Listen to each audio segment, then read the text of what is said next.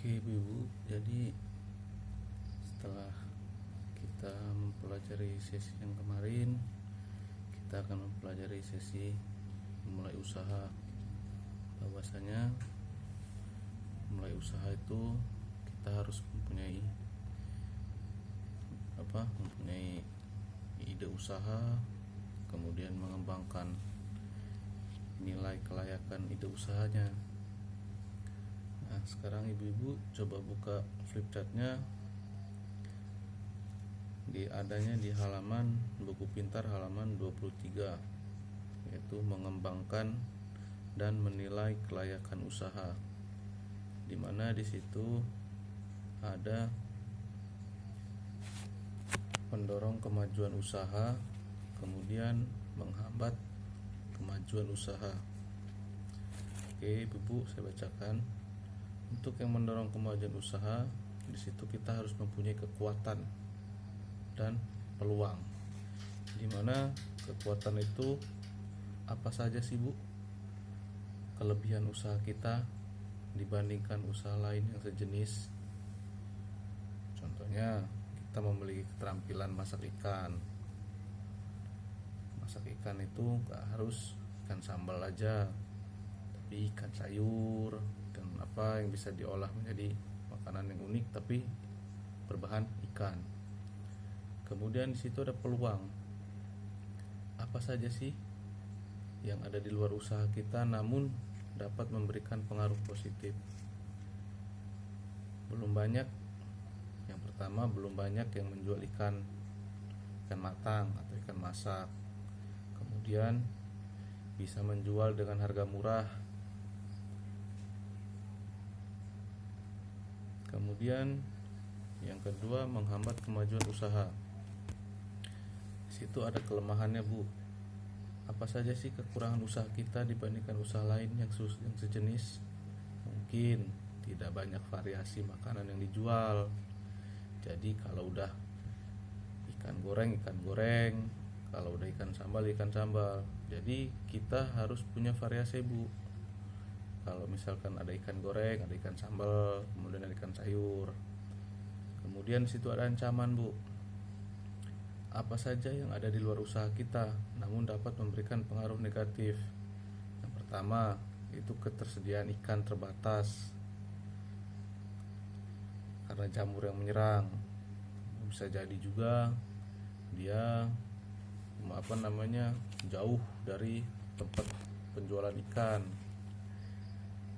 Kemudian yang kedua, ini harga ikan, Bu. Harga ikan meningkat karena ketersediaan terbatas selama ikan terkena jamur. Ini bisa juga gara-gara ikan mahal, sudah itu tempatnya pembelian kita jauh, jadi itu mau bisa menghambat kemajuan usaha kita. Kemudian mengatasi kelemahan dan ancaman, itu langkah pentingnya, Bu. Memikirkan cara mengatasi dan kelemahan ancaman yang ada. Contohnya, kelemahan usaha Ibu Lili adalah tidak punya banyak variasi jenis makanan yang dijual. Hal itu bisa diatasi dengan mengganti jenis makanan. Misalnya 2 hari ikannya menunya ikan sambal, kemudian yang untuk 2 hari ke depan itu ikannya ikan sayur, gitu, supaya bervariasi. Kemudian pembeli juga itu tidak bosan.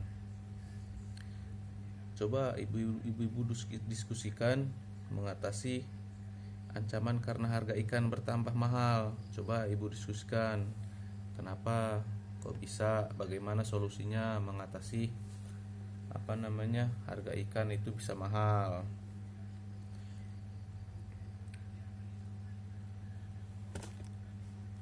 Oke, Bu, sudah. Kemudian saya jelaskan saja ya kenapa bisa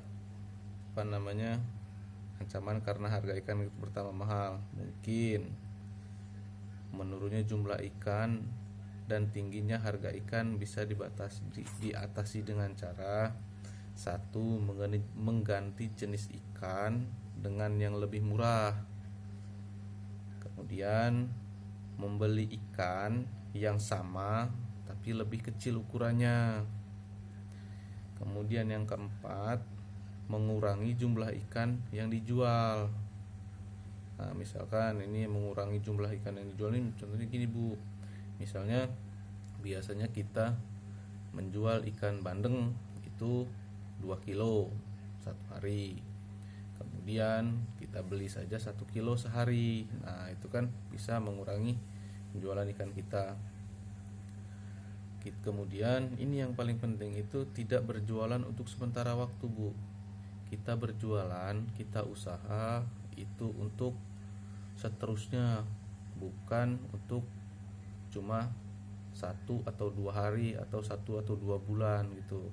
Jadi kita harus usaha matang, mempersiapkan usaha itu secara matang supaya tidak bangkrut.